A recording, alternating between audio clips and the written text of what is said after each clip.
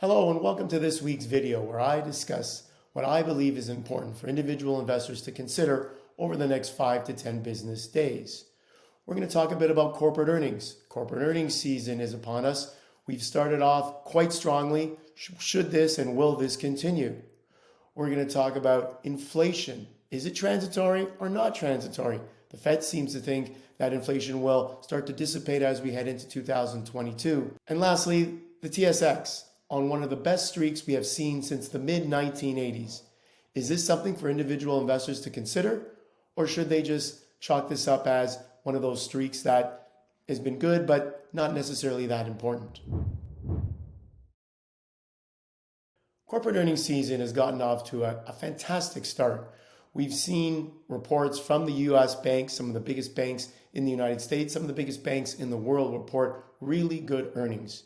We've now sort of migrated over towards some of the tech names, IBM, and we've seen reports out of Intel as well, not as strong from some of these older tech names. And in between, we've seen names such as Delta Airlines, United Airlines, and a few other companies report pretty good earnings themselves. So I would say this earnings season's gotten off to a bit of a mixed start.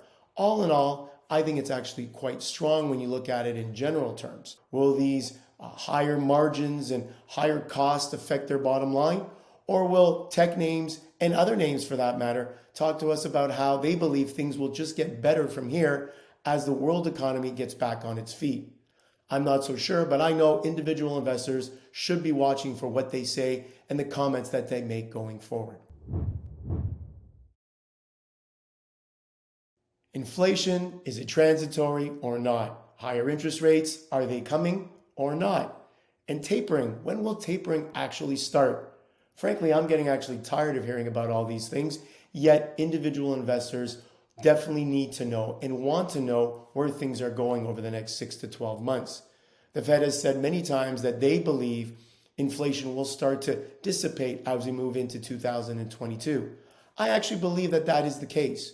When you look at what has caused the inflationary pressure over the past 6 to 12 months, it's definitely either directly or indirectly related to COVID.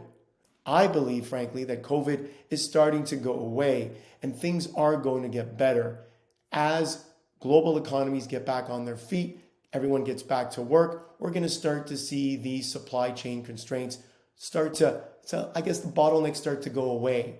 And I believe this will definitely help inflation going forward. And even though I think interest rates will rise next year at some point around mid-year, I don't think the average investor should be nervous about this, should be concerned about this. I think the stock market and interest rates can both rise at the same time.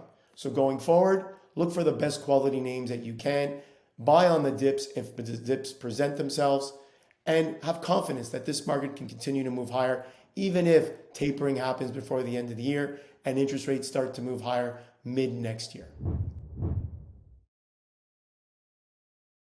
The Toronto Stock Exchange has been on one of the best runs we've seen in many, many years. I've had a number of conversations with investors and they're asking me, should they be looking more at the Toronto Stock Exchange for good quality investments, more so than they were previous? My answer very simply is not really. I think the Toronto Stock Exchange at best is fairly valued and in many places overvalued. How much higher can the price of oil go? How much higher can our bank stocks run? How much higher can our materials go? We're looking at all-time highs. Now, I'm not here to say that I think there's going to be a sell-off in oil or a sell-off in copper or aluminum anytime soon, but I think you have to become a little bit concerned when you see these things move as high as they have in such a short period of time. Usually that means that, well, especially if you're a contrarian, these investment ideas could sell off if there's any news that comes out negative. And as we know, the higher the investment or the higher the valuation on an investment, those are the names that tend to sell off first.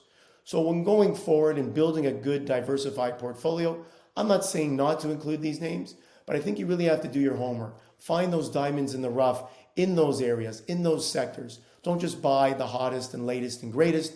I think you want to do your homework and find good quality names within the energy space, within the material space. I would still stay on the side of cautionary.